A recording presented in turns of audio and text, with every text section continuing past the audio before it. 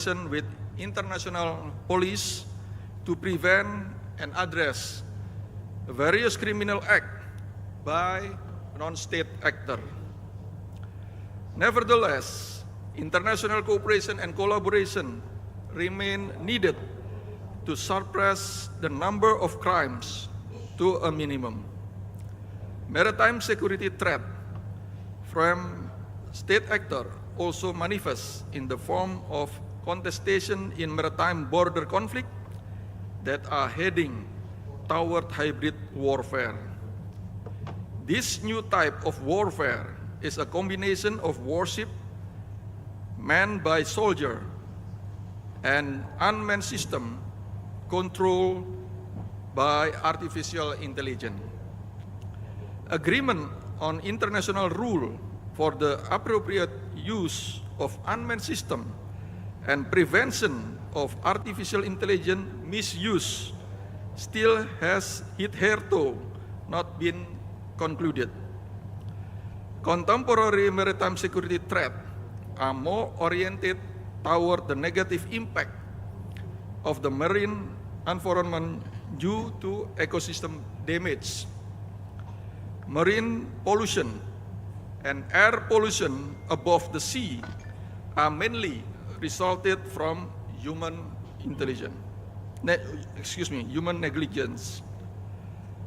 Plastic waste and hazardous toxic waste are often found on the seabed and in the stomach of fishes.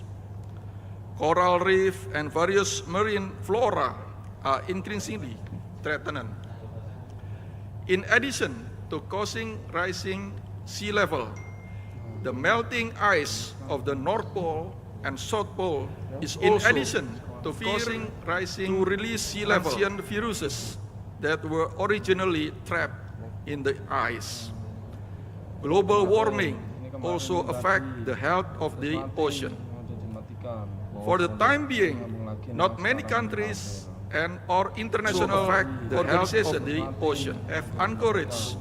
For the time being, among navies, not many countries among Coast Guard and/or international organizations of the ocean have encouraged. For the time being, among navies, not many countries technology available international organizations used by the navies Coast Guard. For the time being, not many countries technology available international organizations used by the navies Coast Guard. For the time being, not many countries technology available international organizations used by the navies Coast Guard.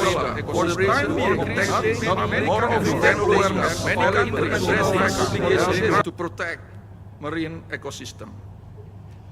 Distinguished all professors, ladies and gentlemen, modern geopolitics is widely adopted by many countries in striving for their respective national interests. Modern geopolitics put more emphasis on the instrument of political influence in achieving national interests than the dominance of armed forces as the classical geopolitical thought. Geoeconomic in the use of modern geopolitics to optimize all natural resources for the people's welfare. Geoeconomic does not only take advantage on the natural resources, but also maintain their sustainability. Based on the modern geopolitics and geoeconomic understanding, Geo-Maritime is the application of modern geopolitics to optimize all natural resources in the sea for the welfare of mankind. Geo-Maritime also has strong interest in preserving the sustainability of marine ecosystem.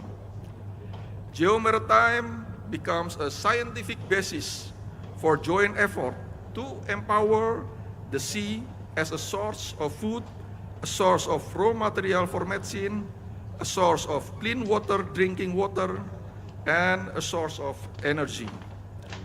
Geo-Maritime also serves a legal perspective in formulating various international rules to promote and implement various policies and regulations on sea empowerment and marine ecosystem preservation in a sustainable manner.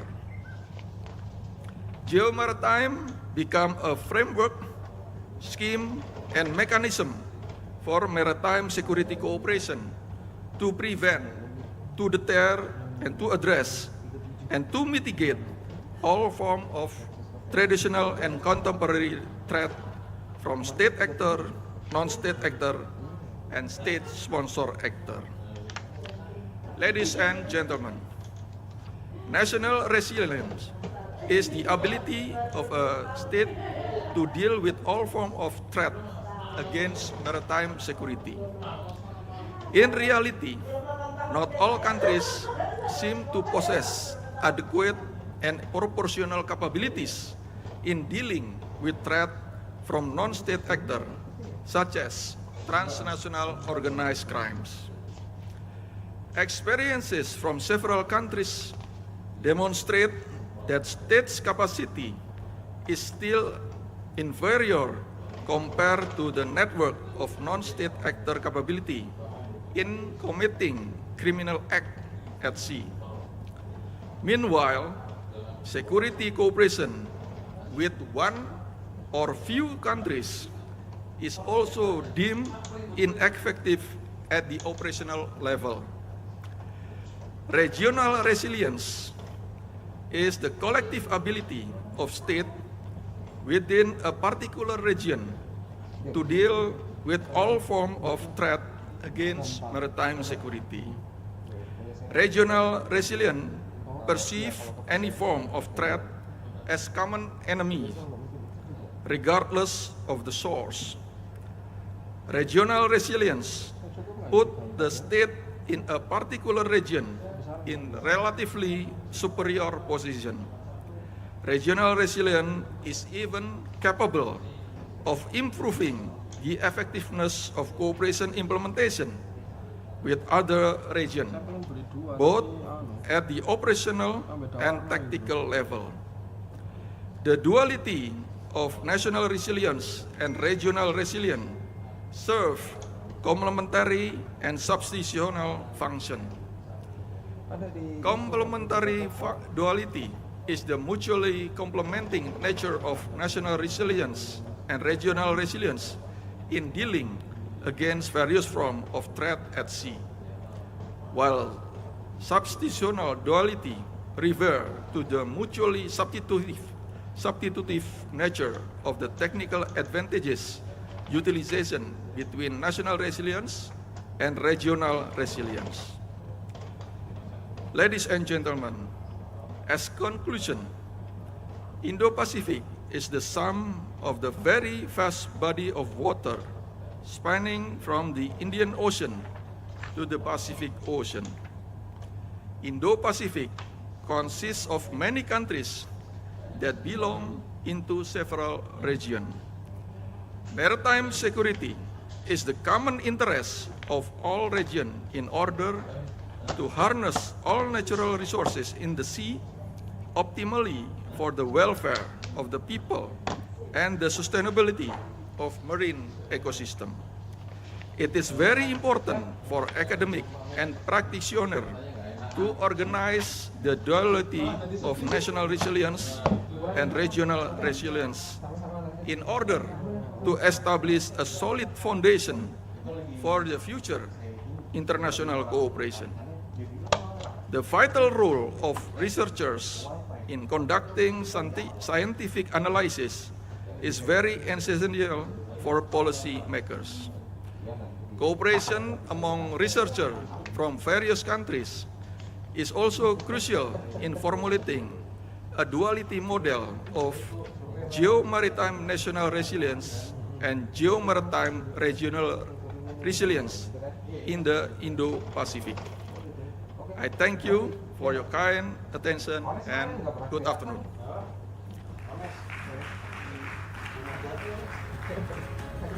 Professor Amarullah, thank you so much for the speech. Please remain on stage to receive the appreciation from Lemhanas. This token of appreciation will be given by the Interim Governor of Lemhanas National Resilience Institute, Lieutenant General Eko Margiono.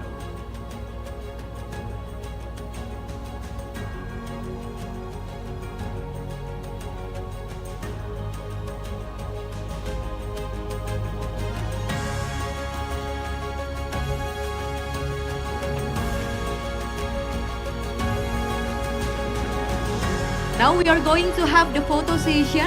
Prof, mohon tetap berada di panggung. Kita akan photo session sejenak.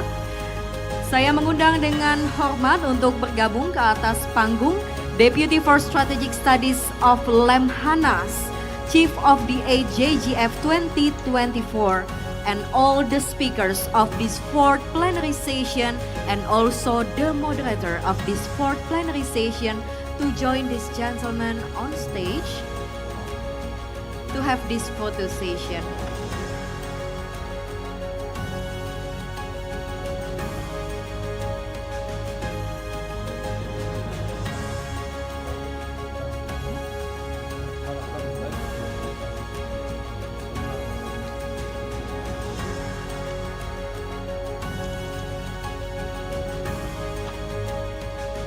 We'll begin the group photo session. I will count down in 3, 2, 1.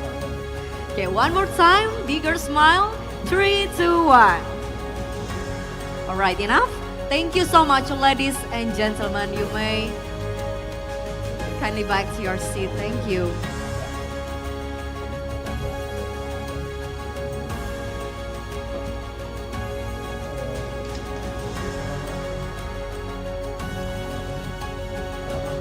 To all the speakers and moderator of this fourth plenary session,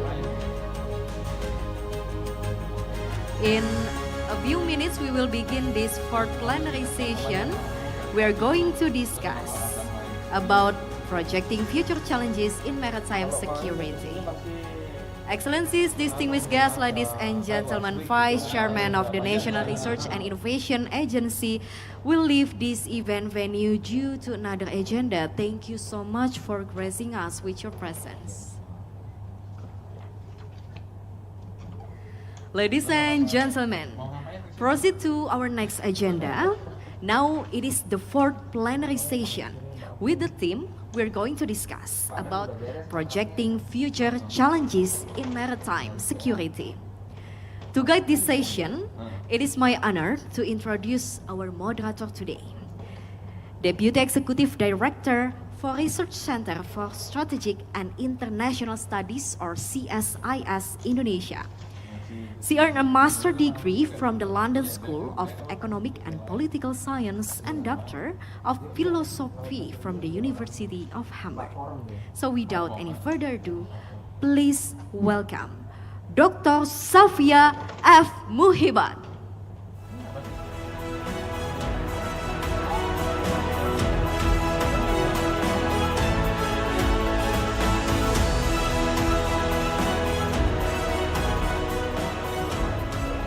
A very good afternoon, Excellencies, distinguished guests, ladies and gentlemen. It's a great honor for me to moderate the fourth and I think the last plenary session of the Jakarta Geopolitical Forum today. So thank you to all of those who are staying on, and I bet we are all excited to follow to the next session. So I think my name is Safia Muhibat. I'm with the Center for Strategic and International Studies, CSIS, a think tank in Jakarta. In the previous session, I think we discussed a lot about maritime security and challenges in the region. Some imminent challenges have been discussed, but I think what's more important is that some of these challenges, these new threats and risks, are going to exist, in the near and long-term future. And I think it's also as important as identifying what the current challenges are. We are supposed to also discuss, what to expect in the future. And I think just now, Professor Amarullah also emphasized that international cooperation is needed to address some of the future challenges as well. And so that's what this fourth session is about. We are going to discuss, or we are going to project future challenges in maritime security. And to do that, we are fortunate to have three very distinguished speakers who will guide us on some of the more important issues that we are going to discuss today.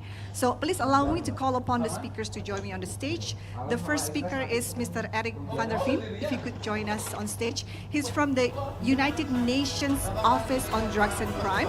He is currently the head of the UNODC office in Indonesia and also the liaison of UNODC to ASEAN.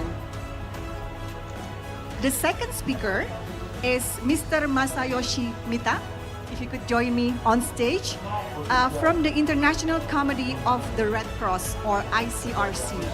He is currently the Regional Humanitarian Affairs Advisor of the ICRC.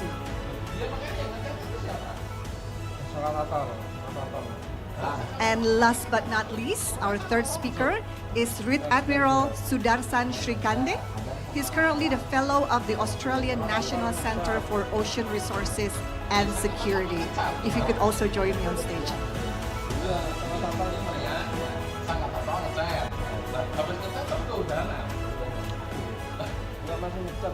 So we have our three speakers here, and as I said, this is the topic of this session. You know, projecting future challenges. I think is very relevant and very important for us to complete our discussion since yesterday. And I think, you know, we've discussed a lot. As I said earlier this morning, we talked about, you know, identifying some of the challenges that some of the nations are facing in the region. So without further ado, may I ask Eric to probably come to the podium and give your remarks. Thank you so much. Thank you very much. It is an incredible pleasure to be here and to be able to speak with you about what is probably one of the most pressing challenges in this part of the world. I did prepare a PowerPoint presentation with the main purpose of showing you a video a little later on. But before we get there, at UNODC, the UN Office on Drugs and Crime, we're in the business of working with member states, with countries, to develop responses against crime. The crimes that are defined in the international legal instruments that underpin our mandate. I allow myself to say that the work stream that within UNODC that we are managing on maritime crime is a very effective program. I can say that because I personally have no responsibility in setting it up and implementing it. Facilitating international cooperation, building capacity, in particular when it comes to maritime crime, investigations as well as prosecutions, and that normative assistance about those international legal instruments. That is what we specialize in and work with member states across the globe, as well as here in Southeast Asia. Now, if you would like to take away two things from our conversation here. The first is that threats in organized crime are going to maybe we can go to the next slide. They're here to stay. They're going to increase. Yet at the same time, there are very robust and effective ways of combating crime, in particular through international cooperation. So I would like to highlight three different types of crime: maritime crime, drug trafficking, trafficking of contraband, as well as smuggling of migrants. And I'll give you a first snapshot of those. Then I'll give you an overview of the work streams that we currently have. And then finally, I would like to close with some recommendations. Maybe we can go to the next slide. So you will see that if you are that criminal activity often starts with opportunism. The criminal sees an opportunity to illicitly enrich themselves by breaking the law.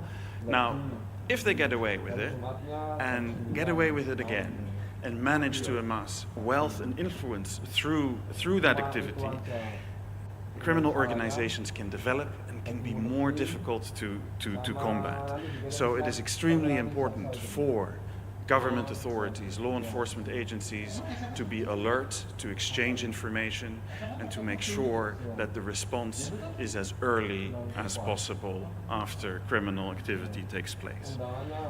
At the same time, we are operating in a zone, if we look at the maritime zone in Southeast Asia, that is economically extremely active and very difficult to police, because of the many waterways as well as the many different landing points that exist in this region.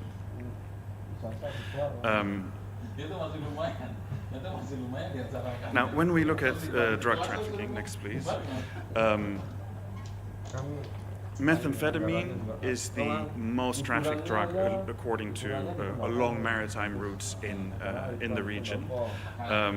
In particular, the Western Maritime route that goes from the Andaman Sea to the Straits of Malacca is used very frequently for the trafficking of methamphetamine. We see a very significant increase of the number of seizures. So we have a very recent report that came out, which you see on the screen, that you can consult for the data linked to the seizures that have happened. And as things stand now, especially with increased capacity of criminal groups to create new psychoactive substances, are much more difficult for authorities as well as international bodies to control. The risk of this trend increasing is very, very high. And also we see criminal groups increasingly using more sophisticated methods to traffic. This can be concealment within a ship, but you also have examples of where a scuba diver would dive into the water and under the waterline attach by welding a container, a small sort of compartment to the outside of the ship. Then the ship would sail, go to its destination, and you would have that scuba diver take a plane, go to that same destination, put on his suit again, and retrieve that container from outside the ship. These are things that are very, very costly, very complex, yet drug trafficking groups are able to do it, and often very difficult to police and to prevent. Next slide, please. Now, when you look at drug trafficking, it's often it's a little bit easier for law enforcement authorities to identify the trafficking. We're talking about pills, we're talking about powder, we're talking about hidden compartments, we're talking about packages that are hidden between licit shipments, licit goods. But there are also many other types of illicit trafficking that generate a lot of money for criminal groups, yet that are much more difficult to detect. So one example is waste, for example. We are seeing a very significant increase of trade in waste, as well as licit waste trade being mixed up with illegal waste. And this can but doesn't have to be hazardous waste. On one hand, there is tremendous licit economic gain to be had in the waste trade. Certain countries specialize in recycling, for example, paper, or other countries specialize in recycling plastic. But then when you have criminal groups who would include other types of waste, hazardous waste, e-waste, into licit shipments, for law enforcement authorities, it's going to be much more complicated to distinguish between the licit and the illicit. And again, here, many criminal groups see an opportunity in this gray area to make money that ultimately supports activities that are bad for our human health, for the environment, and for our economic progress. Timber is another such example. There is a lot of timber that is traded licitly, but at the same time, how to identify timber that is traded illicitly, seize that, find the people who are responsible for that, requires very complex intelligence gathering as well as investigations. Wildlife trafficking, we see a lot of that in this part of the world. Here we see that it is often smaller vessels that go to unmonitored ports. Also, what is trafficked, again, difficult to identify for law enforcement officials, whether this is legal business or not. Next slide, please. now we've talked about things, people also get smuggled. This is often people who find themselves in vulnerable situations, pushed out of the country where they live by conflict, or pulled to another country for economic opportunity.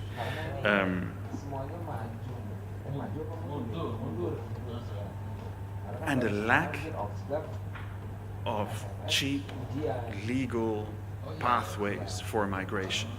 So for many people who end up being smuggled, letting themselves be smuggled, they do not have any other options. They feel that paying a decent amount of money to a people smuggler is the best, most effective, most cost-effective way of getting them out where they are and getting them to a country where their lives will be better. At the same time, when they are when they are being smuggled, they are incredibly vulnerable. They're vulnerable to being extorted themselves, but smugglers will also have the contact details of their family members. And so also family members can be forced into paying more money than that was agreed to make sure that their family member who is being smuggled remains free of harm. So this is an area that we also that we work on, and we really encourage further collaboration to ensure that we put an end to this type of smuggling. Next slide, please.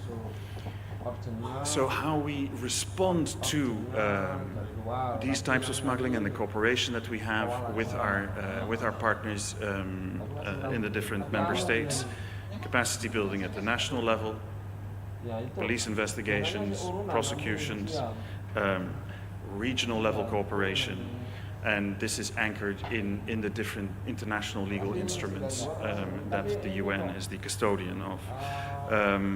So next slide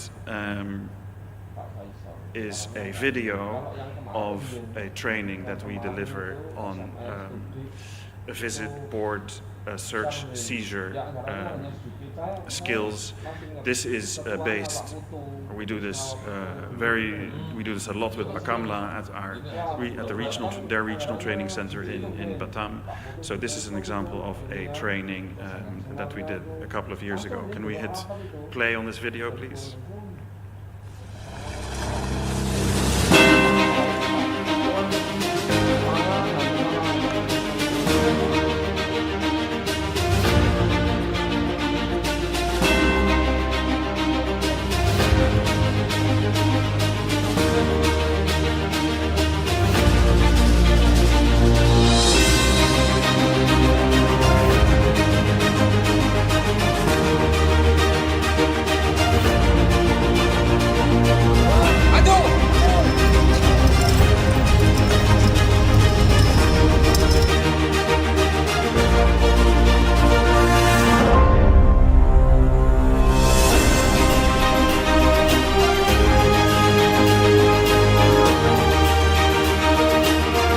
Pesan kapten telah dilaksanakan.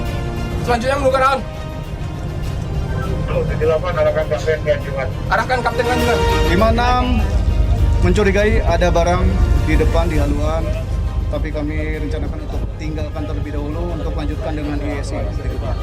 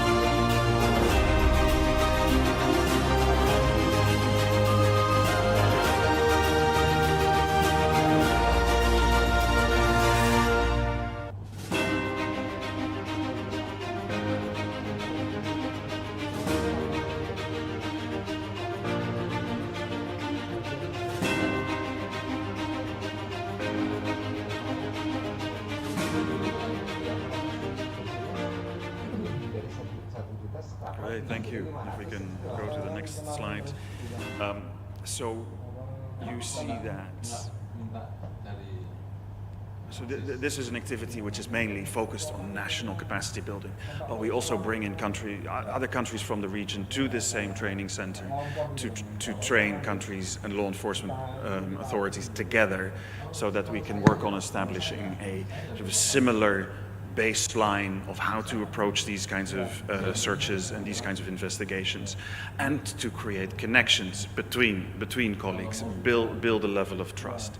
Now, in addition to that, we facilitate a number of forums that bring stakeholders from the sort of maritime law enforcement community together to discuss trends, to discuss best practices, and to allow them to exchange information. This can be law enforcement information, it can also be information related to prosecutions, evidence, etc.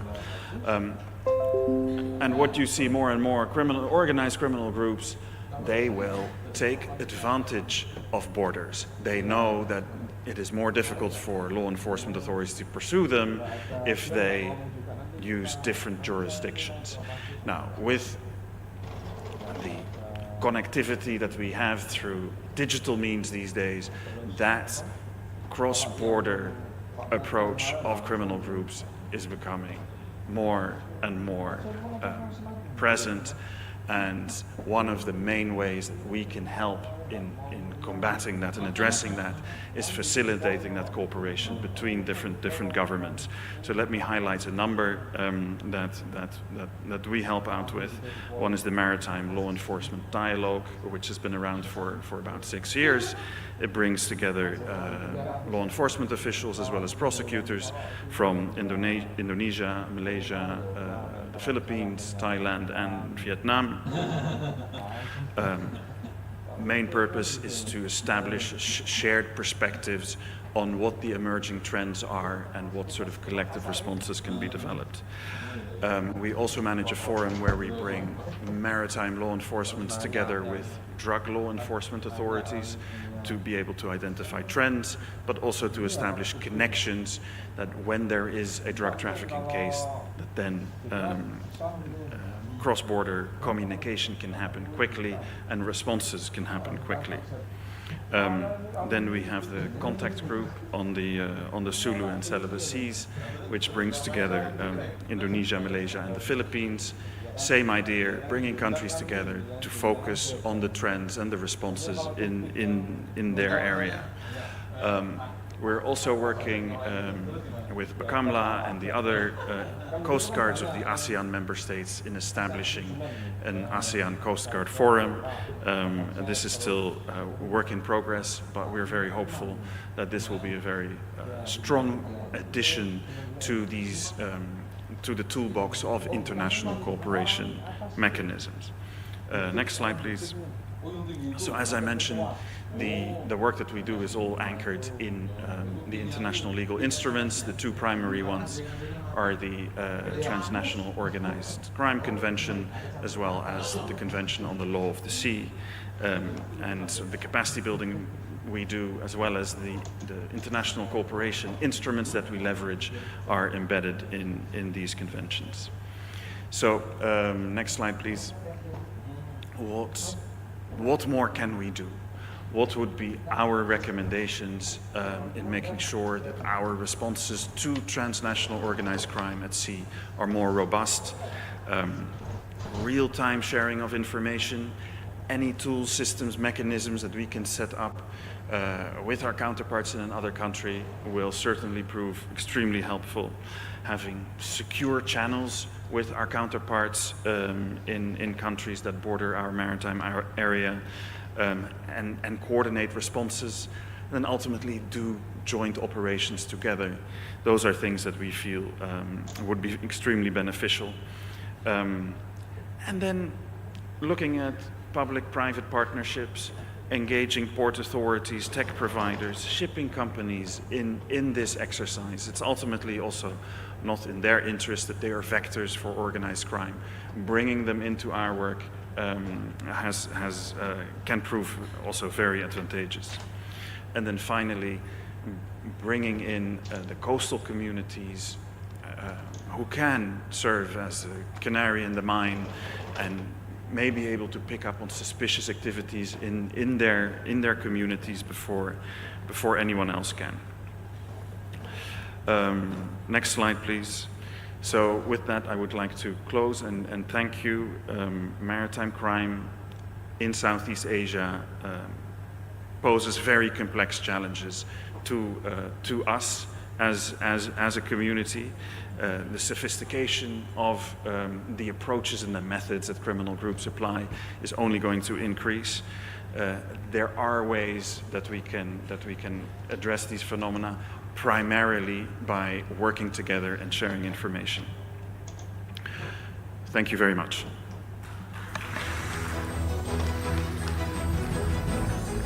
Thank you so much, Mr. Eric van der Veen, for your remarks. And I think it was very timely that we also hear a lot about maritime crime trends in Southeast Asia and what UNODC have been doing for at the moment. Next speaker, Mr. Masayoshi Mita, please.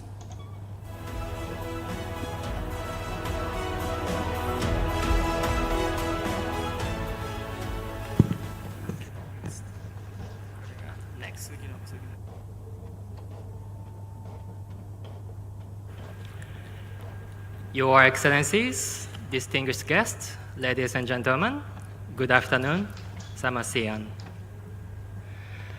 My name is Masa. I am Regional Humanitarian Affairs Advisor of the International Committee of the Red Cross, ICRC, based in Jakarta. Today, it is my great honor to be here. My special thanks should go to Lemhanas for inviting the ICRC to this very important event. Thank you so much once again.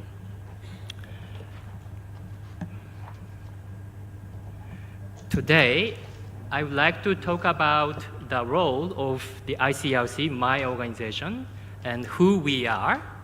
And then we will look at potential humanitarian consequences of armed conflict at sea, including from the use of new technologies of warfare.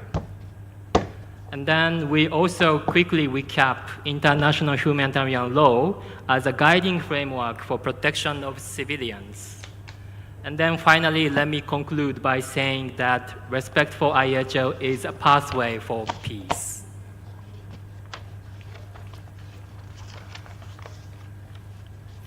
So let me quickly talk about the ICRC first.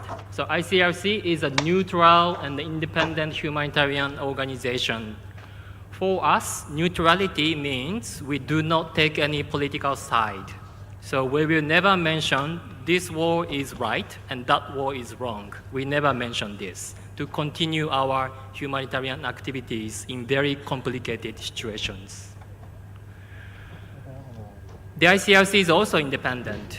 Our humanitarian activities should be carried out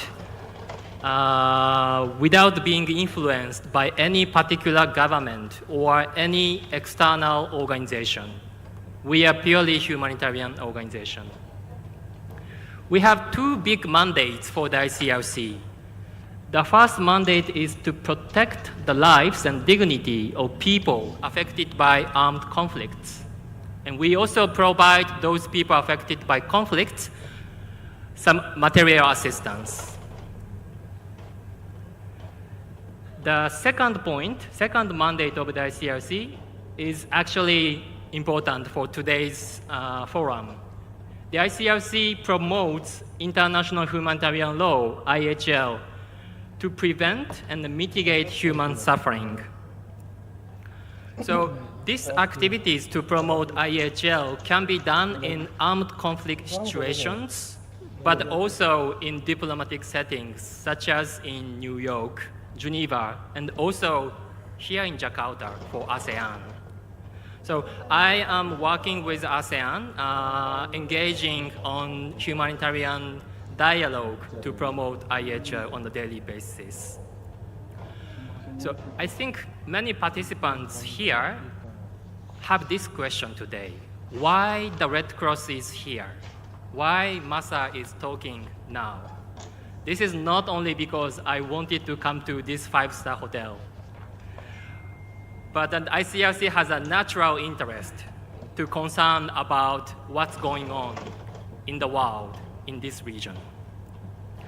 So a geopolitical issue or maritime issue can quickly escalate to an armed conflict due to misunderstanding, miscalculation, or probably the lack of mutual confidence.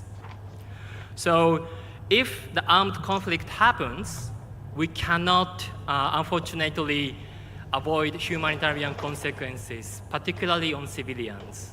So that's why this is a humanitarian issue. So that's why the ICRC needs to talk about humanitarian consequences in terms of promoting IHL.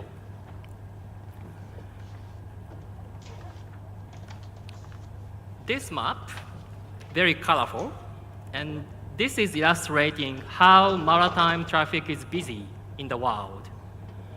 And as many speakers mentioned since yesterday, we are heavily relying on maritime transports for our goods and basic items to be delivered.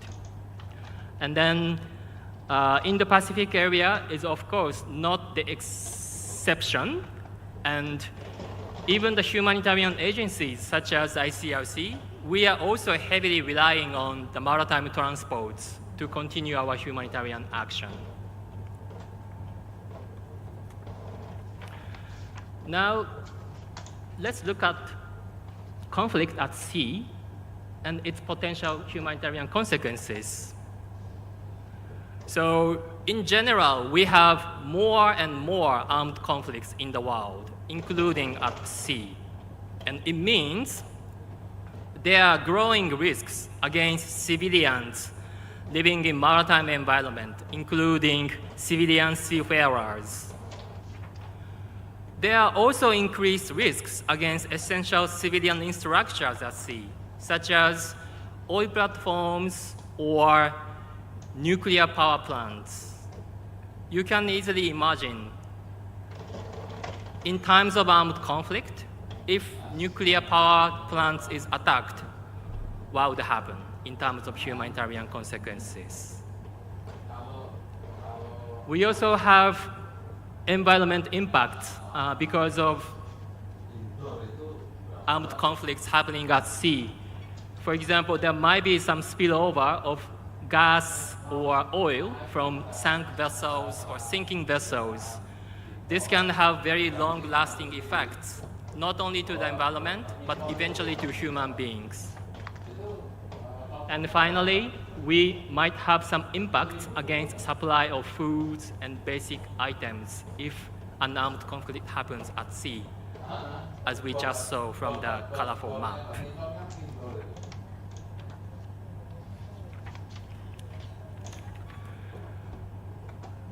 We are now talking about humanitarian challenges posed by new technologies of warfare. In the very beginning, I need to confirm that technologies as such have very positive aspects, of course. We can use technologies for our humanitarian activities, and then we can benefit a lot from new technologies. The ICRC also using the new technologies in our humanitarian activities. However, we might also have the negative or potentially negative aspects of new technologies of warfare.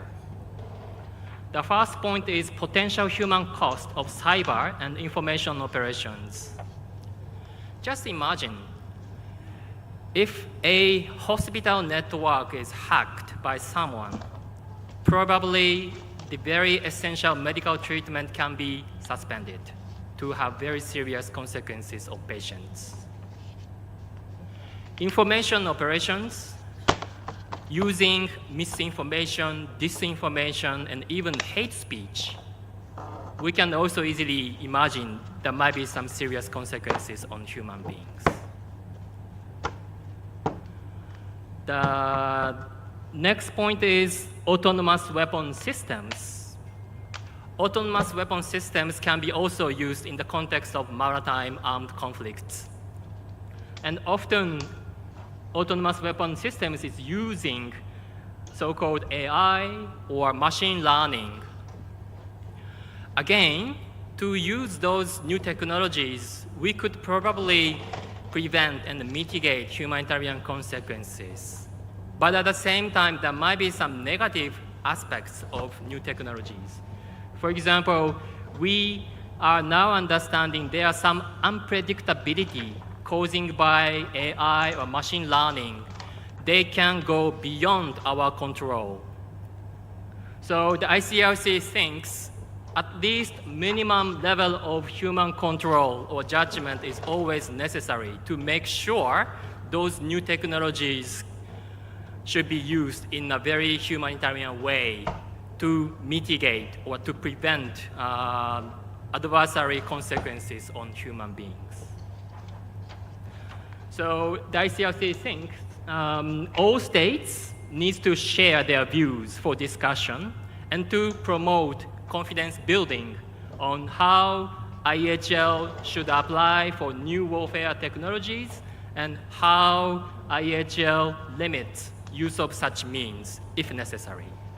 But once again, I'm not saying we can still use advanced technologies, but the point is how we can use those advanced technologies.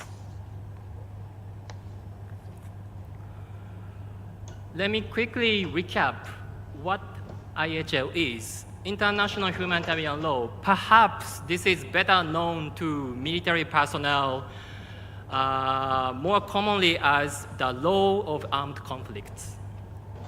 So IHL is a set of rules, and the aim of the IHL is to prevent or mitigate the serious consequences of armed conflicts.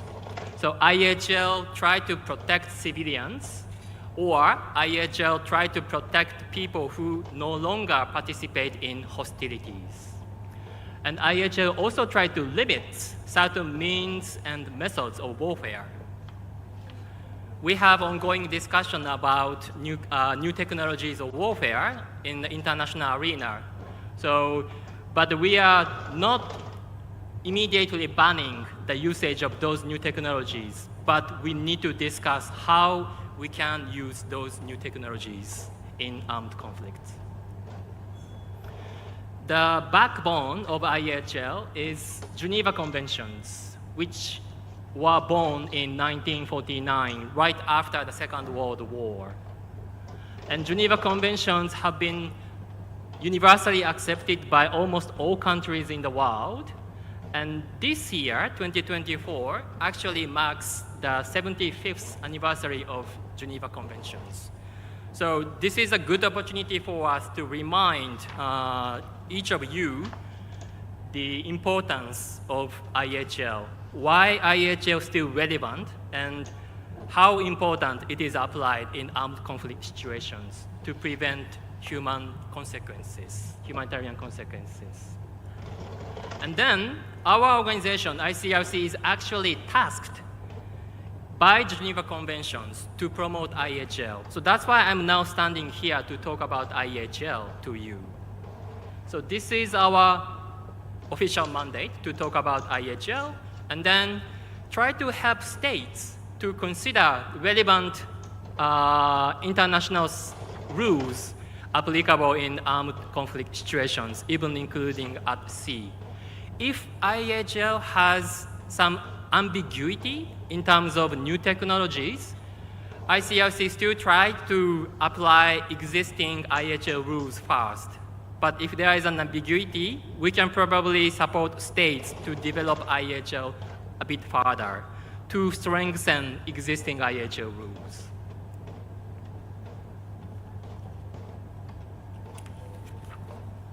So how does IHL protect civilians and those no longer fighting? So such as civilians, or sick, or wounded, or even shipwrecked combatants at sea. General notion is civilians and those combatants who no longer participate in hostilities must be respected, protected, and cared for in all circumstances. An example of how IHL guides the protection, the first example is all the parties to conflict should take all possible measures to search for and collect the wounded, sick, shipwrecked, and deceased. And also we need arrangements for the safe passage of medical personnel, equipment onto that area. It also includes so-called humanitarian access for humanitarian organizations such as ICRC. It is not always easy for us to secure our access because it is based on the agreement with states or parties to armed conflicts concerned. So the ICRC needs to keep negotiating our humanitarian access on the ground. And then finally, dignified treatment of the deceased dead bodies in accordance with their cultures and religions. This is also mentioned by IHL. So what are the challenges for IHL at 21st century? Probably the first point is, once again, the rules of naval warfare, including IHL. The law as such is very beautiful, I may say. But unfortunately, the reality is a bit different. Particularly now, we are dealing with this rapid development of technologies. So IHL also needs to be updated. Or at least IHL should be reconfirmed its validity. It is still relevant for armed conflict with new technologies or warfare. So each state member has a legal obligation to confirm the validity of IHL. And if there is ambiguity or question on IHL, ICRC can support each state to clarify those questions.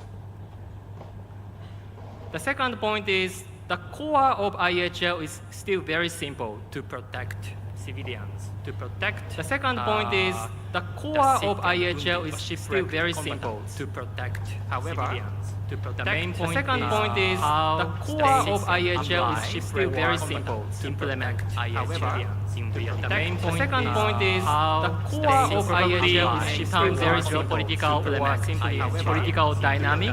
The second point is the core of IHL is still very geopolitical or political dynamics. The second point is the core of IHL is still very geopolitical probably having dynamics. The second point is the core of IHL is still very geopolitical probably having dynamics. The second point is slide. So today's key takeaways from the ICRC. So IHL remains still relevant, even though there are so many armed conflicts happening in the world and there are so many alleged violations of IHL. However, still IHL can be relevant. Otherwise, ongoing armed conflicts could be more devastating in terms of humanitarian consequences. And it is essential to build a universal culture of compliance with IHL. It is not enough if only one state respects IHL. IHL should be respected by all countries, but not only by parties to armed conflicts. Even states who are not participating in armed conflicts, they should also respect. Because IHL is the minimum standards to protect civilians and wounded soldiers. If you don't know about IHL beforehand, I mean, before that armed conflict happens, you cannot respect IHL simply because you don't know about IHL. It is like when you drive a car. You should understand the traffic rules before you start driving a car. Without this knowledge, you cannot and you should not drive the car. Same logic. So this year, in this coming October, next month actually, we will have international conference of the Red Cross and the Red Crescent in Geneva. This is one of the biggest humanitarian conference with all states and all Red Cross and Red Crescent members, including the ICRC. And we will discuss humanitarian issues of global importance, including new technologies of warfare, So if you are keen to this conference, you can also watch online, I think. So you can follow what kind of things will be discussed in international arena in Geneva. And then, yes, let me repeat the third point. This is the most important point. So respect and ensure respect for IHL. This is an essential pathway for confidence building and peace. So I myself call this prior learning process as humanitarian preparedness. Because once again, if you don't know about the rules, you cannot play the games. Same logic for armed conflicts. If you don't know about IHL beforehand, you shouldn't engage on war, because humanitarian consequences could be more devastating otherwise. Probably you may have questioned, what does ensure respect for IHL mean? Respect IHL is easy. You need to respect IHL. But you also need to ensure respect IHL. It means not only you, but also someone under your responsibility should also understand IHL. And even, you can go further, even your enemies should also understand IHL. You try to make efforts to make sure your enemies also respect IHL. So this means respect and ensure respect for IHL. So this is a mutual commitment. And then last but not least, the ICRC stays available to cooperate with all relevant stakeholders for humanitarian dialogue. So I'm very look forward to further humanitarian discussion with each of you, and that's my concluding remarks. I thank you so much for your attention, and terima kasih. Thank you so much, Mr. Mita. Indeed, I think it's very important to understand this potential humanitarian consequences of armed conflict and sea, and I don't think we have discussed that sufficiently. So thank you again for the remarks. Last but not least, I'd like to invite Rear Admiral Sudarsan Shrikande. You may proceed directly to the podium. Thank you.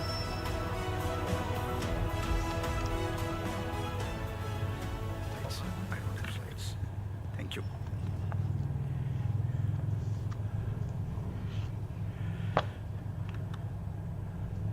Excellency, the interim governor, distinguished members of the audience, excellencies, my fellow panelists, the moderator, ladies and gentlemen. Salamat siang. I want to thank Lemanas and the coordinating ministry for their invitation to participate in this very important forum. It is an honor for me to be here. I also would like to say that the views that I share today are my own and do not necessarily reflect any positions or thinking that the Australian National Centre for Ocean Resources and Security anchors, University of Wollongong, where I am currently, or the Indian Naval War College, where I am an adjunct professor. Over the last 2 days, we have had excellent presentations and discussions focusing on shared geopolitical and geo-economic concerns and the general environment across the Indo-Pacific, focused on and in the maritime domain. In this final session, I've been asked to look at maritime security cooperation challenges in the future.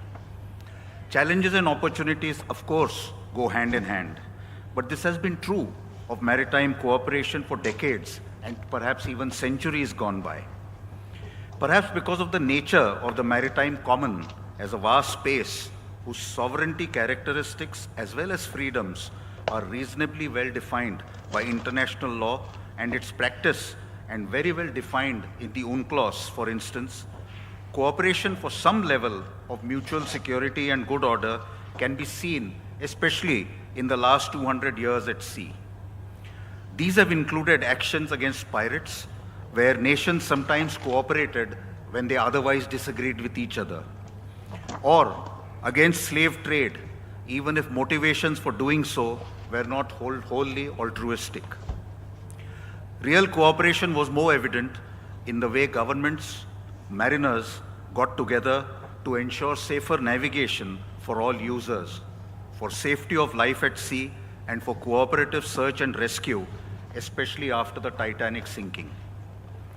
Challenges existed even then. Some were of resources, some were of physical difficulties in cooperating, some due to limitations in communications and information sharing, and some, regrettably, due to friction that is always a reality of geopolitics. Of course, maritime security cooperation changed characteristics quite radically and with a sense of urgency in times of conflict. Such contours are often different from peacetime cooperation, but partnerships furthered in calmer times often helped to prevent conflict or helped during crises or if war broke out. Among other wars, this was obvious in both the world wars, even when the US was not a belligerent in the early periods of both these wars, and even if it opposed some of the measures that its ally Britain took in terms of trade restrictions and trade protection, it supported Britain in other indirect ways and with material help. The change in multinational maritime cooperation in times of peace, often, however, when there may be tension in the waves, that has been seen for the last few decades is one of real progress.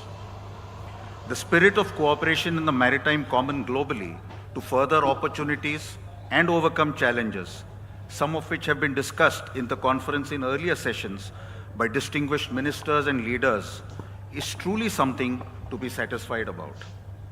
It would be quite all right to say that the current spread and diversity of maritime security cooperation found greater acceptance and support in the wake of the December 2004 tsunami. The mechanisms that evolved after the great tragedy, which many in the hall would have personally experienced or been involved in providing help and assistance in numerous ways, spanned search and rescue, a rapid surge in humanitarian assistance and disaster relief, civil reconstruction, better earthquake and weather warning systems, and even more comprehensive thinking on infrastructure reliance or resilience. However, there were other developments, not probably directly related to the tsunami, but to slowly rising concerns of piracy, the incidents of terrorist attacks where sea routes were used, of organized crimes and narcotics smuggling, as we've heard just now, the impact of muscle flexing in terms of pushing untenable maritime territorial claims as seen in the waters that directly impact some ASEAN members and that may continue to pose challenges at greater degree in time to come. In fact, in the foreword of the ASEAN Maritime Outlook 2023, it mentions, and I quote, maritime disputes related to Southeast Asia's maritime waters, unquote, as the first of several challenges. Yesterday, when the Honorable Interim Governor read the ministerial address, he talked about India and China's border conflict and issues between China and Indonesia, as well as issues of the South China Sea, which the Honorable Vice Minister for Foreign Affairs also flagged.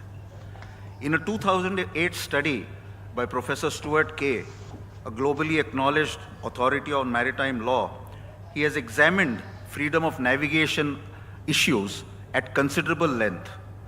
And surveys indicated that freedom of navigation would be slowly and steadily tested to gain extraterritorial claims and convert these claims into rights, as China seems to be doing.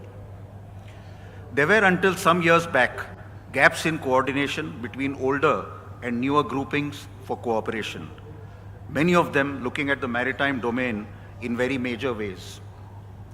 ASEAN members, in fact, led the way in a manner that other groupings and regions have emulated. The setting up of information fusion centers was one such, which in early days made the best use of limited data on white ship movements and increased port security information sharing. This expanded nearly at the same time into similar initiatives in some other areas of the Indian Ocean region. This included a resurgent Quad, the Quadrilateral Security Dialogue, which has been mentioned earlier, that has focused on planning for delivery of a range of public goods.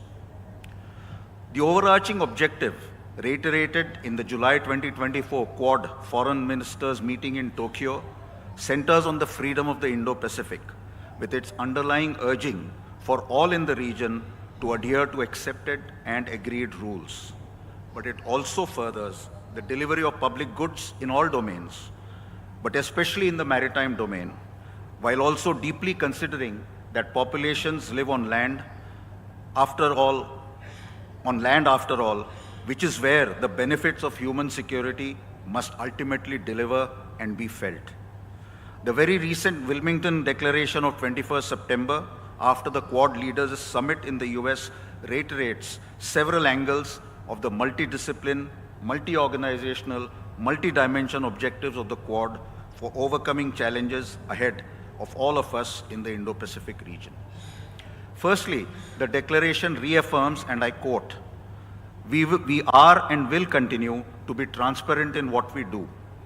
Respect for the leadership of regional institutions, including the Association of Southeast Asian Nations, ASEAN, the Pacific Islands Forum, and the Indian Ocean Rim Association, IORA, is and will remain the center of Quad's efforts, unquote.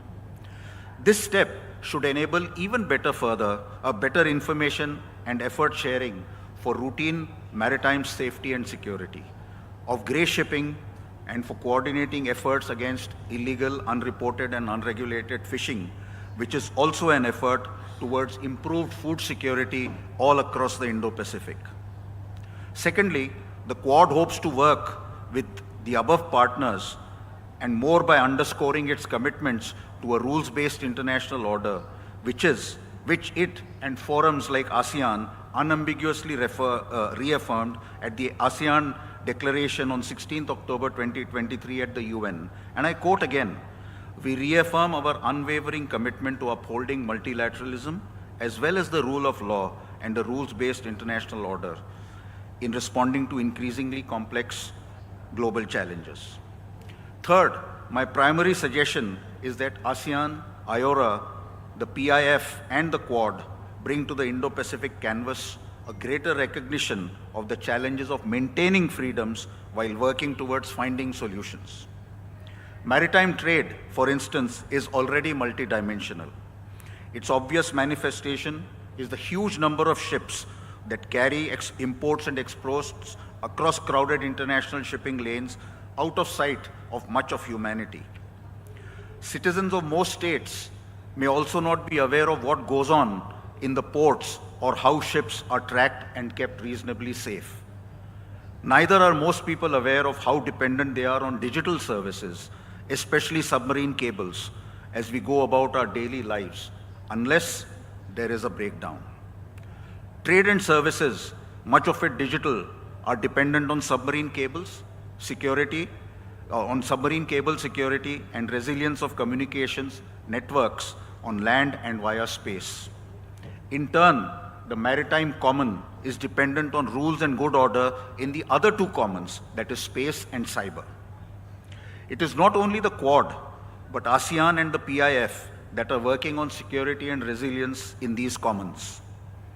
The challenges to these might grow from a variety of factors like deliberate disruption attempts by state and non-state actors, natural calamities, accidental cable damage, and so on. Thus, for instance, ASEAN's Maritime Outlook of August 2023 mentions cyber threats and the need for cooperative cyber security 21 times in that report. Similarly, the 52nd Pacific Island Forum communique in November 2023 mentions the need for island nations to build cable security and redundancy with cooperative assistance. There could be difficulties in such cooperation, mainly because of issues that may be raised by others outside these three forums that span the Indo-Pacific, or some issue of technical protocols, cyber hardening issues, and perhaps some techno-security issues. However, the Quad is investing in cyber fellowships, in training, and in pooling of resources for the larger public good, and greater coordination with ASEAN and the PIF may be precisely what might help in decades to come. Regarding the smooth and secure flow of trade, enhancement of port efficiency and security across the region is another challenge that such groupings will do well to coordinate their efforts. ASEAN probably has had a head start in this and provides the Quad a framework not only for coordination but for learning and emulation. The ASEAN Maritime Outlook 2023 mentions the 523 international seaports within its member states and the progress achieved in moving forward on the 2017 Regional Action Plan on Port Security, which has included training, by the way. It is thus not surprising that last week's Quad Summit has announced, and I quote, the Quad Ports of the Future Partnership, which will harness the Quad's expertise to support sustainable and resilient port infrastructure development across the Indo-Pacific in collaboration with regional partners, unquote. To begin with, India will host a Quad Regional Ports and Transportation Conference at Mumbai in 2025, and it would be a useful idea to have ASEAN officials participate and help with their own experience in this matter. Port security efforts may have some challenges due to the complexity involved in port ownership, shareholding, hardware, etc. that comes from all over, with attendant cyber threats issues, which require solutions. However, inter-organizational and inter-regional coordination and cooperation might be the key. The other area that is getting attention is the ability to cope and perhaps even slow down some impact of climate change and the effort towards cleaner and greener energy. We heard the managing director of Maersk talking to us about this yesterday. Global warming, of course, will impact the entire globe. However, its effect may be felt more visibly and palpably in the Indo-Pacific, where much of the world's population lives in archipelagic states, islands, or significantly in coastal areas of many of the other countries. It is heartening that all three constituents, that is the ASEAN, the PIF, and IORA, already have had a few years of meetings, reports, and action plans that are being regionally taken forward. Quad's recent declaration underscores cooperation with the Indo-Pacific, and I quote again, as we underscore the severe economic, social, and environmental consequences posed by the climate crisis, we continue to work together with Indo-Pacific partners, including through the Quad Climate Change Adaptation and Mitigation Package, which is called QCHAMP, to enhance climate and clean energy, unquote. The objectives are to promote adaptation and resilience in a problem that is going to grow and something that we'll have to find solutions to. All such cooperation has the ingrained hope of creating new economic opportunities across the Indo-Pacific.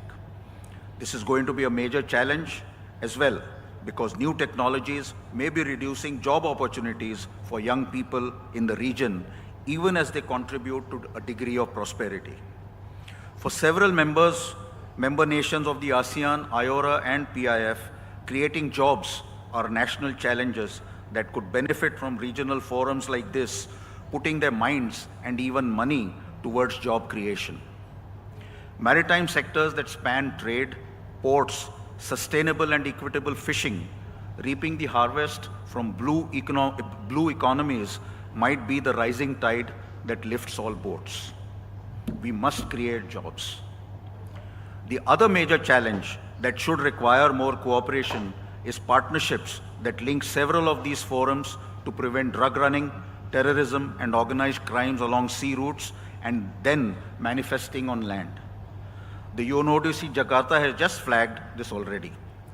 In more specific ways, and closer to my home India, in the waters around Bangladesh, Sri Lanka, India, Maldives, and Mauritius, the Colombo Security Conclave does much to look at cooperation and coordination to reduce and combat these threats. Similarly, ASEAN Work Plan on Securing Communities Against Illicit Drugs 2016 to 2025 has shown effect. Money power, sometimes the backing of such gangs by state actors, and the ingenuity of drug and crime syndicates in harnessing technology, establishing their own convoluted partnerships, may mean that our cross-regions and cross-forum cooperation would need to dynamically respond and evolve. There are similar smaller multilaterals like the Colombo Security Conclave in the southwestern Indian Ocean with Mauritius, Reunion, Seychelles, Madagascar, etc., that are part of the larger Indo-Pacific maritime canvas. In conclusion, I would like to say that the three commons of maritime space, space and cyber will continue to pose challenges, but also provide increased opportunities for cooperation between organizations and forums like these, like the IORA, ASEAN, PIF, and the Quad, as well as existing and future multilaterals, so that these commons provide for the good of human development, of human sustenance, and the resilience of humanity itself. Thank you very much, and terima kasih. Thank you so much, Rear Admiral Shrikande. So we've heard our three speakers plus the trigger speaker earlier before the session. And I do think that, you know, one thing that's been repeated since the trigger speaker gave his remarks was that cooperation is of essence. And I think all of you talked about cooperation and how important it is. And I'd like to, you know, maybe pose something, maybe a question that some of you, three of you can comment briefly before I open the session for a Q&A. We talked about cooperation and how important it is, but we also talk about, you know, the challenges, the newer challenges, and we talked about how in the future, you know, looking at the future, the threats and the risk are becoming even more complex. You know, my question is the current form of cooperation enough? Is it sufficient in the future if we repeat the same format of cooperation? Is it enough to answer to these newer challenges, these more complex threats and risk? For one, I think Rear Admiral Shrikande, you talked about Quad, for example. And Quad as a minilateral is a more recent trend, basically. So it's possible that states are looking for newer types of cooperation. So is that something that we should anticipate in the future, that states are looking, both states and non-state actors are looking for newer types of cooperation? Or is the current forms of, you know, how states cooperate with each other sufficient to face these newer challenges? Maybe I'll start with you again, Mr. Van der Veen. Thank you. That's a key question. And to answer the last component of it, if it is enough, no, it is not enough.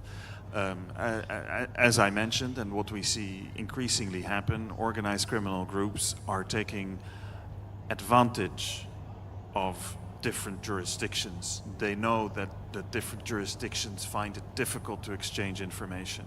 So if and where they can, they organize themselves in different countries and know that that increases their chances of being able to do their criminal activities without getting interdicted. And so that cooperation is only going to be more essential. And it's built in the system that we have. There are natural barriers between countries. They're physical, there are language barriers, there's a lack of interoperability of systems and mechanisms, and all of those we need to work on to make sure that we reduce that space that criminal organizations are currently exploiting for what they do. And regional organizations, international organizations are uniquely positioned in facilitating that. So yeah, I'll leave it at that. Thank you.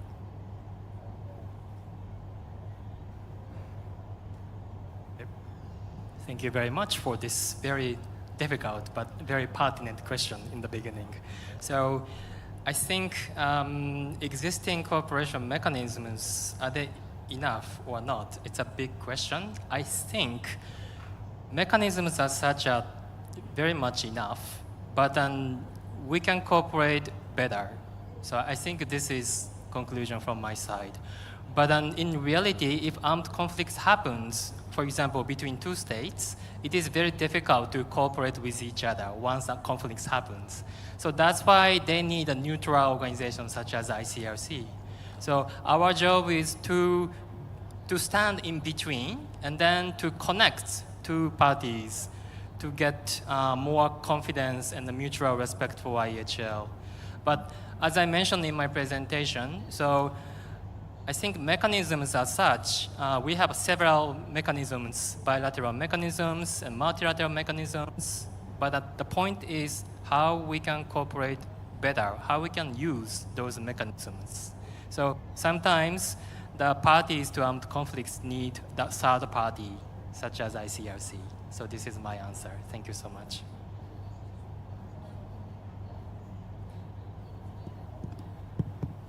Yes, thank you. I would like to just add that in many ways, cooperation is developed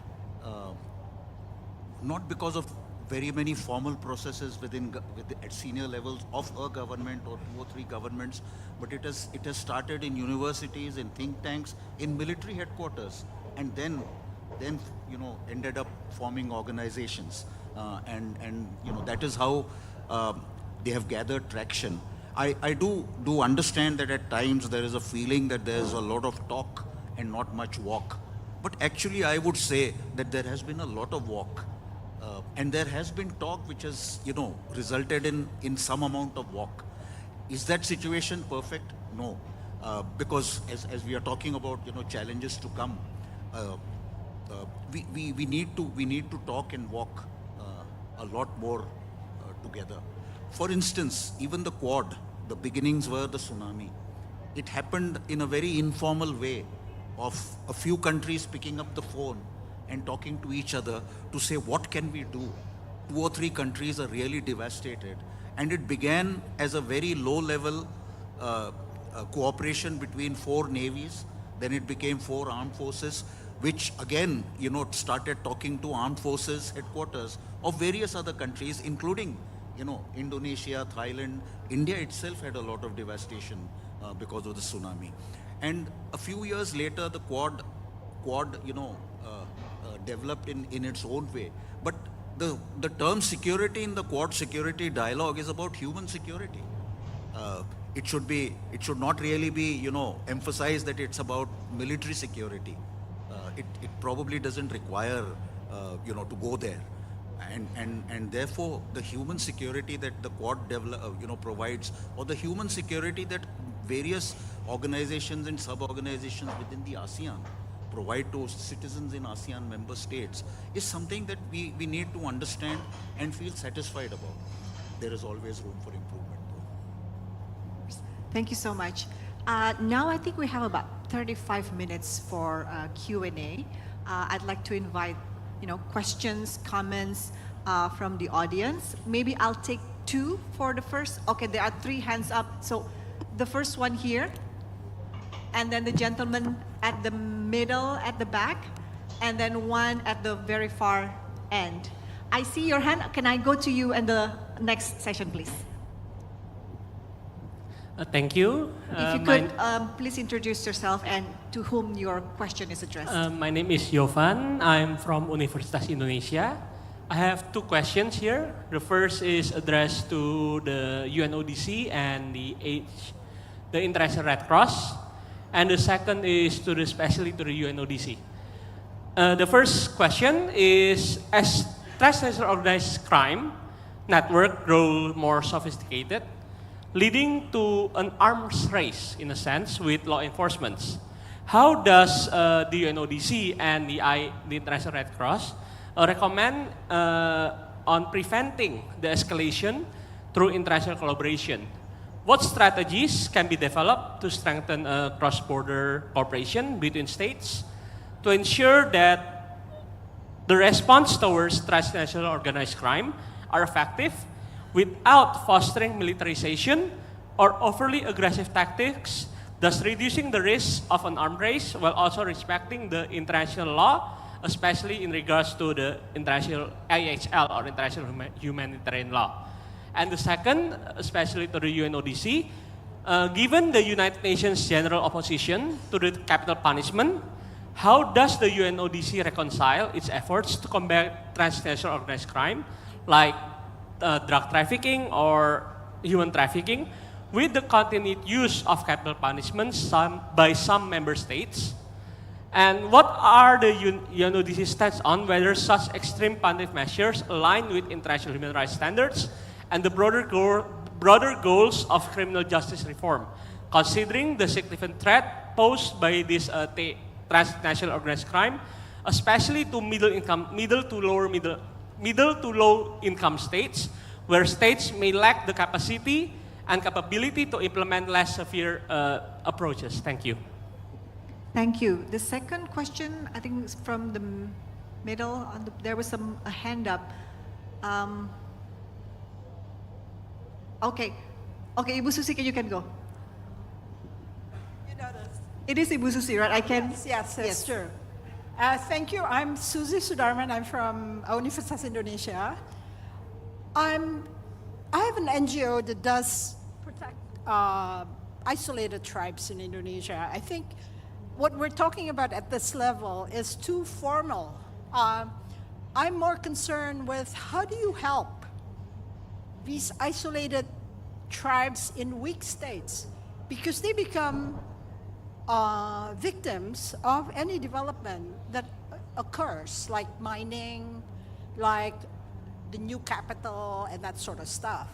So I'm thinking of how do you do empowerment to these isolated tribes so they can become watchers of criminal acts, which is part of the UN assignment. And I don't see from this conversation that these sort of empowerment is happening. So maybe someone can address this, because it's part of security complex also, but it's not being addressed. Thank you. Thank you. Last one is from, yes. Can I have a microphone over at the back? Yes. Okay. Thank you, Madam Moderator. My name is Kim. I'm an alumni from Universitas Pelita Harapan. Pardon me, I have two interrelated questions, so I will try my best to be as straightforward as possible. The first one is for Mr. Eric. I noticed that UNODC is also very active at the Mekong area in Indochina. That's the area where Golden Triangle is located. And now, one of the sides of the triangle, Myanmar, is in an active conflict. So my question to you is, what's the effect of the ongoing conflict in Myanmar towards the maritime transnational crime in Southeast Asia? How can we, Indonesia, prepare for it? Because I rarely heard about it until now. And speaking about Myanmar, my second question is for Mr. Masayoshi. Myanmar took the world by surprise by the sheer violence. Before Myanmar is finished, we were surprised then by Ukrainian war, or the special military operation. And then we were surprised again by the war in Gaza. And now as I speak, in Lebanon. In all those four instances, we have international humanitarian law being ignored, at worst violated. So my question to you is, in the future, how would you make it relevant when there's no one, when it seems like there's almost, it's very difficult for you to enforce that law? Who is going to punish, let's say, Israel or Russia or Myanmar government? What happens if there's another war appearing? Who knows? Time will tell. So those are my two questions. The effect of Myanmar conflict towards crime in Southeast Asia, and the future of IHL, now that we have seen it from conflict to conflict being ignored, violated, and in the future. Thank you very much. Thank you. I'll get back to the speakers first before I open the next batch of questions. Mr. Van der Veen, there's quite a lot of questions addressed to you, so why don't you start?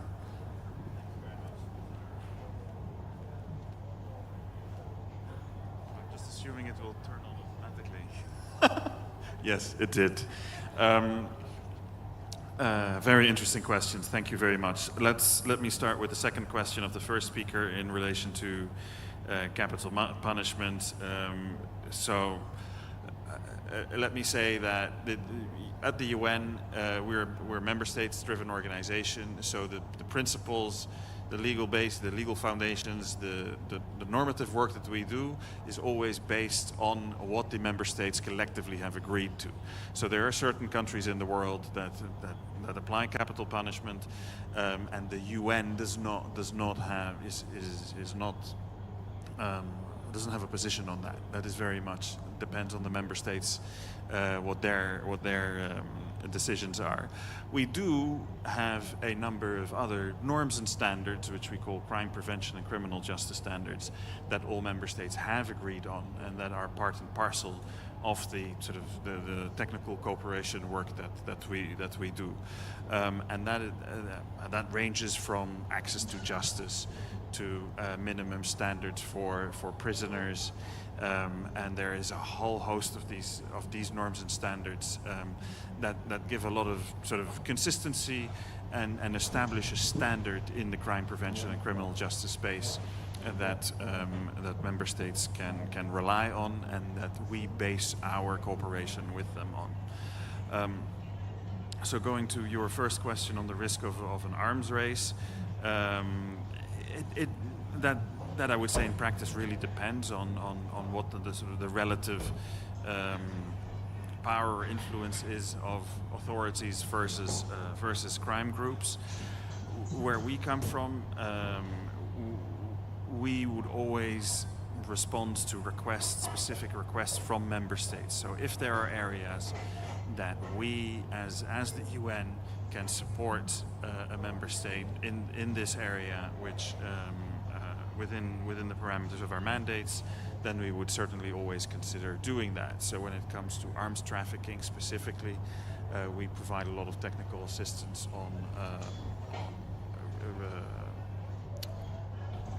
registering arms, having databases where registration numbers are logged, and also providing sort of forensic capacity training when it comes to arms. Because in a lot of contexts you find that arms are not registered, do not have a serial number, and then it becomes much more difficult to control that. If I then may go to the question of the third speaker on the Golden Triangle and what the effects are of the situation in Myanmar on Indonesia, I would want to refer you to a number of research products that our regional office in Bangkok has come out with.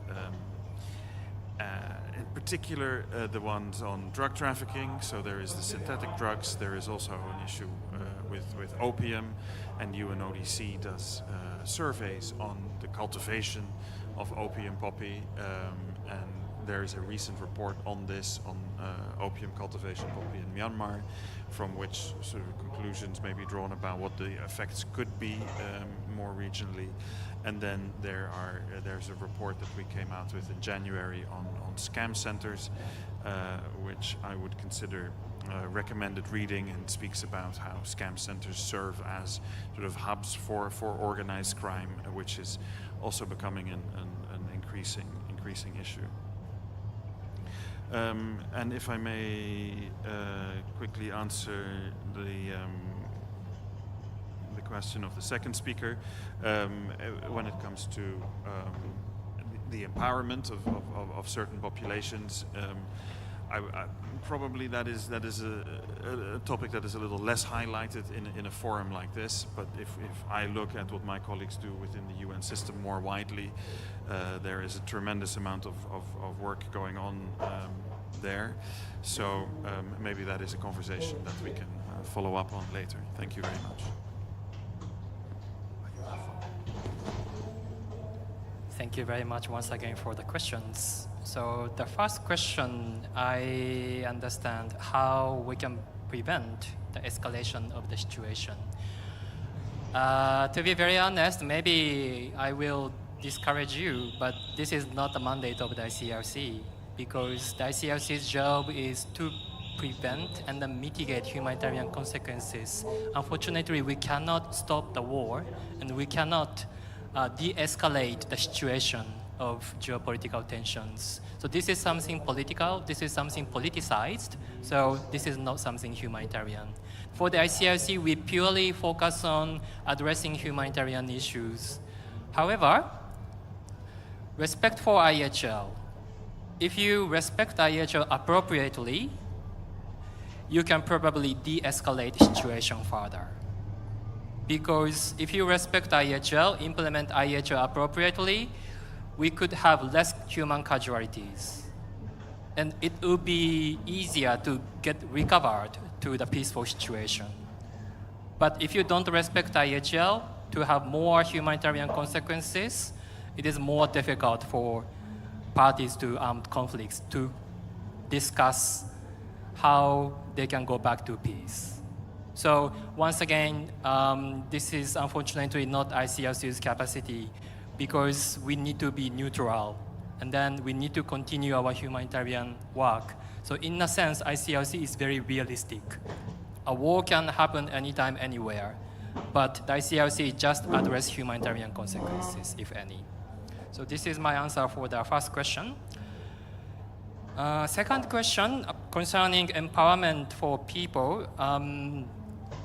Let me answer a bit differently from humanitarian perspective again.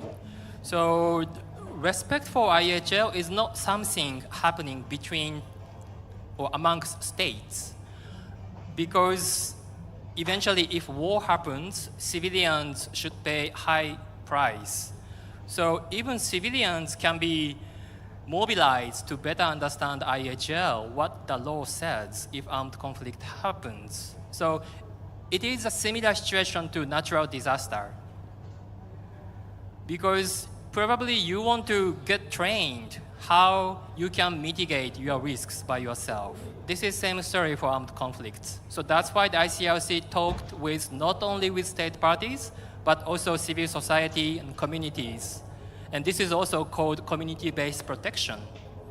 So IHL is not something only for state parties, but also all people, civilians, villagers, everyone, literally. Very important for them to understand IHL. And then the third question about Myanmar. Before coming to Jakarta, I was working in Rakhine State in Myanmar and doing protection activities of the ICRC. So your question is particularly about alleged violations of IHL, how we should address violations of IHL. Once again, this is beyond ICRC's capacity, because our job is to provide humanitarian protection and assistance. But punishing alleged war crimes or other types of violations of IHL, that can be dealt with by other organizations such as International Criminal Court. And then, interestingly enough, the ICRC has special agreement with the ICC. The ICRC has special exemption not to be called up by International Criminal Court to witness before the court, because we have very sensitive information. Of course, we know what's going on in the field, but unfortunately, we cannot share this sensitive information, not only because of privacy, but also our neutrality. Again, we are not in a position to judge what is right, what is wrong. So I think I covered almost all questions, I hope. Thank you. Related to what Dr. Sudarman asked, you know, this is with relation to, let's say, the experience we've had to some extent in India in coastal communities with respect to the impact of climate change, with respect to crime, drugs, and other social issues. 2 or 3 things have happened over the years as I see. One is that the Coast Guard and the Indian Navy have created a lot of educational awareness in the coastal communities against many of these things. But secondly, because of all that is said in the media, there is now greater awareness amongst very marginal fishing communities in the coastal areas of India about the impact of climate change. and they can speak with a surprising amount of sophistication about what they are experiencing as a result of degradation, as a result of IUU, what is happening to their traditional ways. Now, it's not that they don't want to improve or they don't want their traditional fishing methods to have better productivity, but it is just that the challenge of more organized groups from elsewhere that are coming in, that are creating these problems. And the third thing where we can take heart, I think, in many ways, is that the women folk in many of these coastal communities and even hinterland communities are getting more active, more aware, and creating pressures on local governments to do something about it. And local governments are creating pressures on central and state governments to be able to do something about it. So I'm personally optimistic that communities are actually activating to a much greater extent than seen earlier. Thank you. Thank you so much. So I'll open the next round of questions. So the one that was raised at the far end, do you still want to ask the question? Yes, so can I get a microphone over there? And one at the front here. Is there one more? Yes, over there. So we'll begin with that. Thank you, moderator, for checking my question. My name is Victor, and I am a lawyer. My question directed to Mr. Eric. Mr. Eric, what challenges perhaps UNODC face in the region that cannot be contained anytime soon? And second, for Mr. Yamayoshi, who in charge to make IHL can be respected by many countries, who can make it? And my last question to Mr. Admiral Sudarsan, can security issues in the water be overcome by only talks and other cybersecurity can be contained also by using advanced and cutting-edge technology like generative AI? Thank you. The next one, can I get a microphone up the front here? Microphone is coming to you.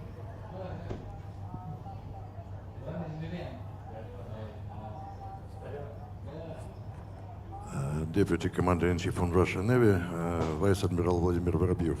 My question is for Mr. Van der Weyen. Далее продолжу на русском. Суть вопроса. Наши российские основополагающие документы в отдельный вопрос выделяют борьбу с пиратством. И в борьбе с пиратством имеется богатый опыт у нашего военно-морского флота. Вместе с тем есть проблема, что делать с задержанными пиратами. И суть вопроса, каким образом вести криминальное преследование задержанных пиратов и что по этому поводу думает Организация Объединенных Наций. So my question is, you concerned a really important question, combating piracy, and Russian Navy actually has quite a wide experience in this domain, but there is one significant issue. It relates to the fact that sometimes it lacks some actual legal procedures on prosecuting pirates. So what can we do with those we have caught? Thank you. Thank you. The last one from over here, yes. Can I get a microphone?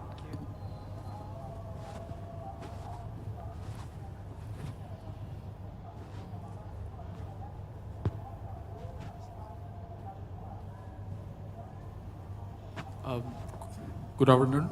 My name is Swidi Anantya from Gajah Mada University. So I want to ask about the growing interest in the deep sea mining. We see that there is a lot of interest from Russia or even the US to get in these operations. So I want to ask from Admiral Srikande. So what do you see the key challenge in the geopolitics in the Indo-Pacific region about the race for the deep sea mining? Thank you. All right, thank you for the questions. Maybe now I'll start with Rear Admiral Srikandi. Thank you. First, let me see if I can respond to the question on cyber security. I think states will have to cooperate much more deeply on combining cybersecurity issues, and that we see that to be happening in ASEAN, in the Pacific Island Forum, and in the Quad itself. There's a lot of work going on in cooperative cybersecurity. There will be some challenges in terms of intellectual property, in terms of developing counter cyber and cyber defenses, but I think those can be addressed through discussions and through technical negotiations. In terms of artificial intelligence, I mean, artificial intelligence is now sort of making inroads into almost everything we do. The danger of some of these issues is when states start supporting the bad people, bad guys, with the benefits of artificial intelligence and with the benefits of cyber offensive. That's the real worry, and that there again such organizations are setting up in intergovernmental and multilateral discussions where I think some solutions will be found. The problem is that this is a dynamic problem. The moment you find solutions, somebody else knows how to beat those solutions and create newer problems. But there is nothing principally new about it. This has happened in earlier technologies, and it will happen in times to come. In terms of deep sea mining, that's also a very good question. Currently, I think the inhibitors for deep sea mining are alternatives are available on land to a very large extent. There can be restrictions that are placed for geopolitical and geo-economic factors. They can be overcome again. In time, I think technology will develop where some element of deep sea mining can become cost effective in its own way. It will never be as economical or as affordable perhaps as is on land mining for various nodules. But deep sea mining will probably be a greater part of human activity in say 20 or 30 years from now. I mean, we are talking about getting minerals and rare earths from the moon perhaps. So this will happen, but it has to become cost effective. It is not as if I can give you an example of offshore oil and petroleum. It was known geologically that there are oil deposits on the sea floor which can be exploited.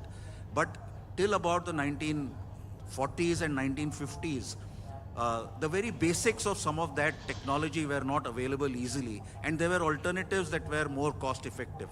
As the demand increased, oil drilling at sea, offshore oil fields also developed in that way, and they created maritime challenges, as we all know.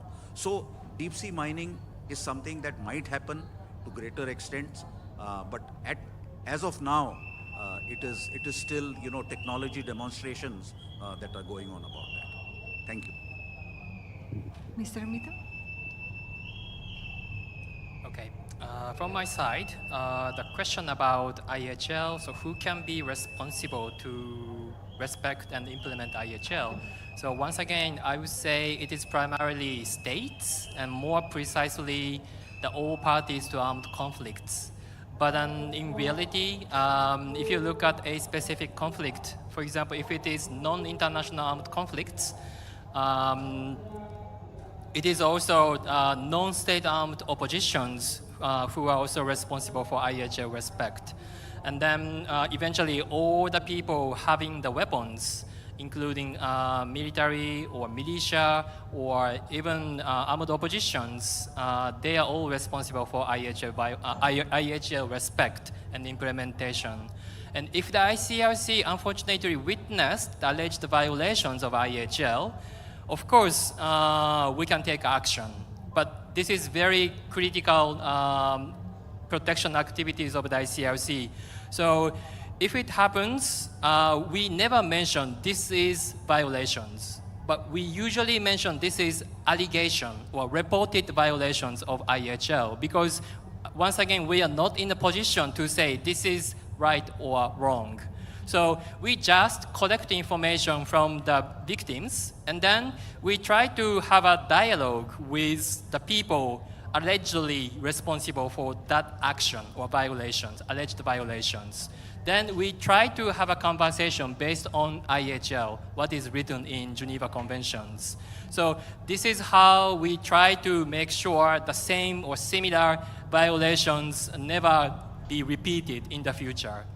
I know it takes a lot of time, a lot of efforts, but unfortunately this is the only way for the ICRC to try to convince both state side and also non-state side as well to better implement IHL. So once again, it is quite limited for the ICRC to deal with the violations, but this is the core protection activities of the ICRC. Thank you. Thank you. Let me start with the question from the Russian delegation.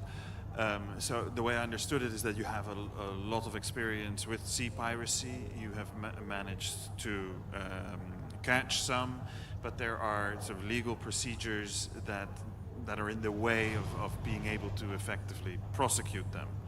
Now, if these hurdles that you encounter are related to sort of national mechanisms, procedures or laws, then the only assistance that we could provide is whether national laws are in conformity with international norms and standards.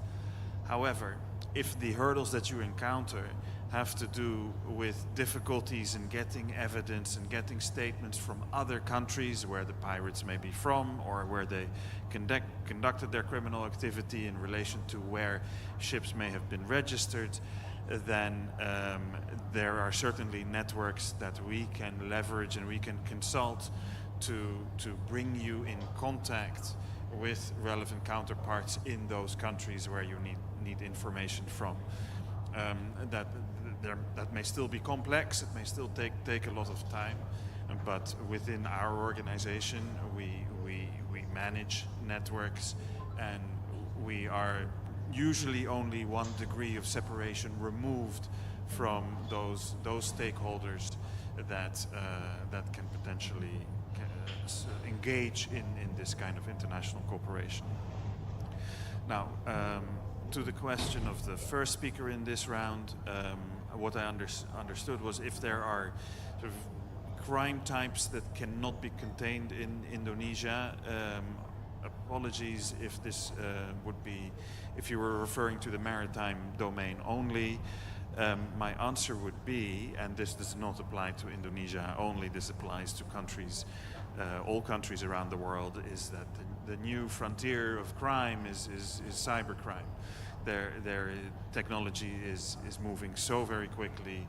There are so many different countries involved in any type of criminal activity, that here international cooperation is an absolute must, and not just that countries communicate with each other.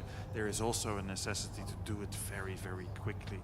So that is a challenge that in varying degrees all countries around the world will in our view will have to confront more and more, and this can also take place in the maritime space as well as outside. Thank you. Thank you. We still have about 7 minutes, so maybe if there's still any questions. Okay, if not, then maybe I'll ask all our 3 speakers to just give maybe 1 minute, your key takeaways from the session, or some very important recommendations you want to say, because we are talking about, we are looking ahead, projecting the future of maritime security challenges. So maybe a very brief 1 or 2 minute remark. Maybe I'll start with you again, Mr. Van der Veen. Thank you. In closing, we realize that we say that international cooperation is important to address many of the challenges that we are discussing here. At the same time, it is not easy to do. We at the UN are uniquely positioned to facilitate that. So if you feel, as a representative from a government at least, that you need international cooperation to move your investigations or prosecutions in relation to organized crime forward, please let us connect and see if we can cooperate. Thank you. Thank you. So eventually, why an armed conflict happens? It is probably because of lack of trust with each other. So today, all of us now talking with each other, exchanging with each other, this is the very first step to create peace. So this is how we can only prevent armed conflicts from happening in the future. So once again, yes, IHL is very beautiful, but then it's up to you how to implement IHL. And always the most fundamental thing under IHL is the trust amongst the parties concerned. Thank you so much. Thank you. In fact, I was going to highlight trust, and you've already done that, so thanks for that. But the other aspect is, other than say trust and trust some more, is also cooperate some more. None of them will be without challenges. The very fact of human nature, the nature of states, is to have question marks, is to have other motivations, other challenges. So none of these situations will be perfect, but we have to live with imperfections and find reasonably good solutions within the imperfect world in which we live. Thank you so much. So, we've been talking for, I think, more than 1.5 hours, but, trying to project the future, it seems that, it is going to be a much more complex future, taking into account the newer maritime security challenges, the risks, the threats. It's going to be a very complex future. But, for the sake of being optimistic, of course, you said, trust and cooperation is always a big homework to be done, but that means there is a way to try to overcome some of the challenges. So thank you to all the 3 speakers for this excellent session, and thank you again to all the participants, those of you who asked questions and enrich our discussion. Thank you so much again. So if you could join me to give a round of applause to our speakers and also to everyone here. Thank you so much. And I will hand back to the MC.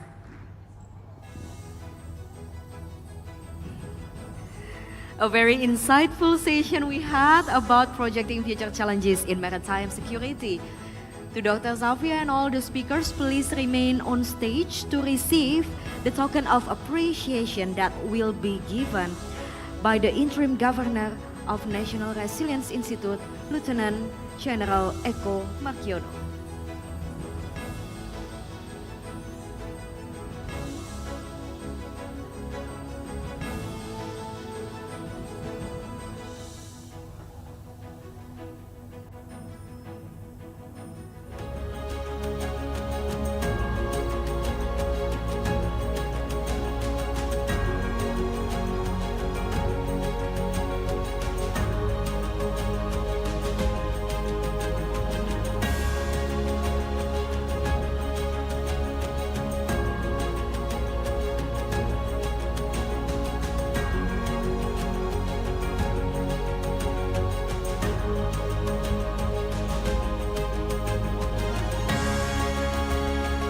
All right, now we are going to have the group photo session. Okay, on position and on my count in 3, 2, 1. Okay, one more time with your best smile. 3, 2, 1. All right, thank you so much for our amazing moderator and speaker for this 4th plenary session of Jakarta Geopolitical Forum 2024. A very insightful session that we had about projecting future challenges in maritime security. And now, ladies and gentlemen, we will witness the traditional dance and music performance. Because we had finished all the plenary session of Jakarta Geopolitical Forum 2024, now it's time for us to relax and sit back for a while. We will see this special traditional dance that come from Jakarta, the capital city of Indonesia. This dance is called Jakarta Kota Global Sejuta Pesona Dance. This dance describes about the excitement of the city of Jakarta and the joy of youth that being expressed in movement combined with magnificent creative music that adds to the brilliance of Jakarta city. So ladies and gentlemen, please welcome Jakarta Kota Global Sejuta Pesona Dance.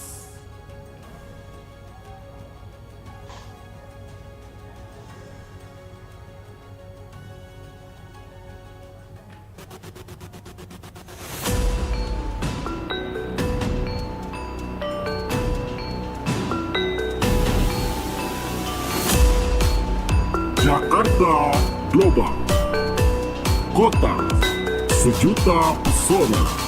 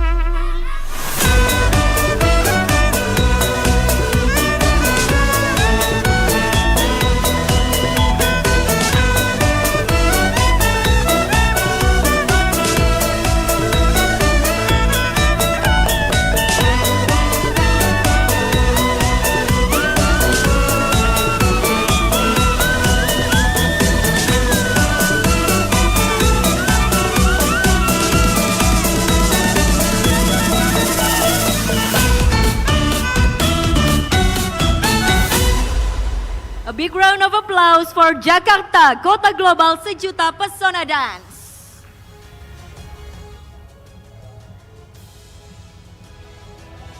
A very beautiful modern traditional dance. Thank you so much, beautiful ladies.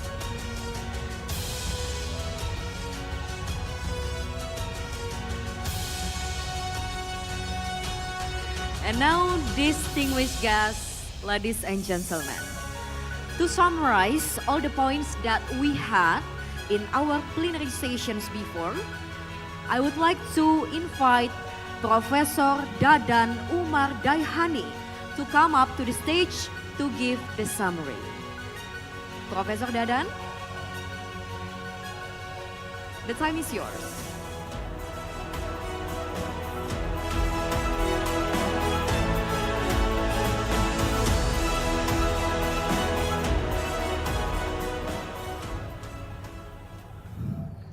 Assalamualaikum warahmatullahi wabarakatuh.